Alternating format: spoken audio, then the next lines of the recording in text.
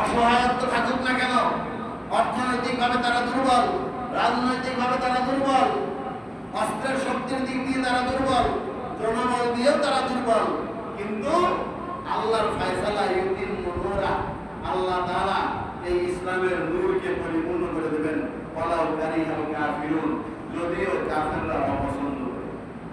ওয়াল্লাযী, তিনি আল্লাহ আরসালা রাসূলাহু, তার রাসূলকে দুনিয়াতে প্রেরণ করেছেন, বিল হুদা, হেদায়েত দিয়ে, কোরআন দিয়ে, ওয়া দীনিল হক, এবং সুন্নাহ দিয়ে, ইসলাম দিয়ে, লিইয়ুযহিরাহু আলা দ্বীনি কুল্লি, উদ্দেশ্য হলো এই পৃথিবীতে আর কোন ধর্ম থাকবে না, আর কোন ইজম থাকবে না, আর কোন মতবাদ থাকবে না।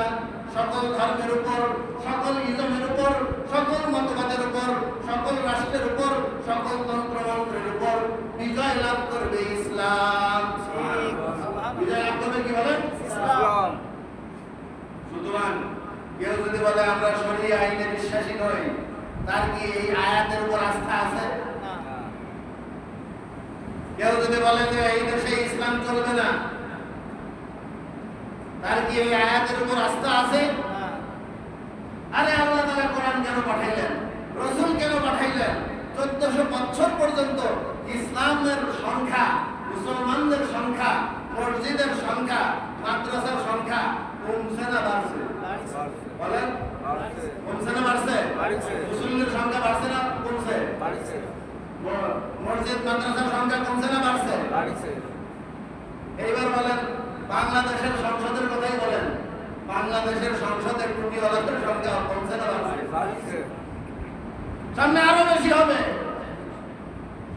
এক শিবচরের হানজালা যে খেলা দেখাচ্ছে, আমি ওমরের ভূমিকা নিয়ে অবতীর্ণ হয়েছি,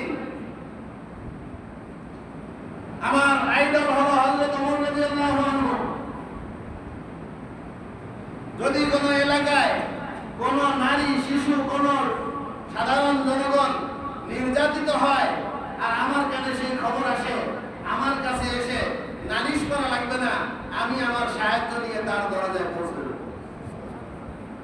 এবং সে শুধু মুখে ঘোষণা দিয়েই রাখে নাই, সে এইটার উপরে এই মাত্র কয়েকদিনের ভিতরে মোটামুটি শিবচর এলাকা, ওই এলাকার ভিতরে সে এটা বাস্তবায়ন করে দেখাচ্ছে।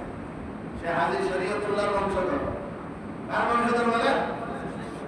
হাজী শরীয়তুল্লাহর বংশধর বাংলাদেশে আছে না নাই? মাওলানা আব্দুল হামিদ খান ভাসানী, আমাদের সিরাজগঞ্জের মানুষ,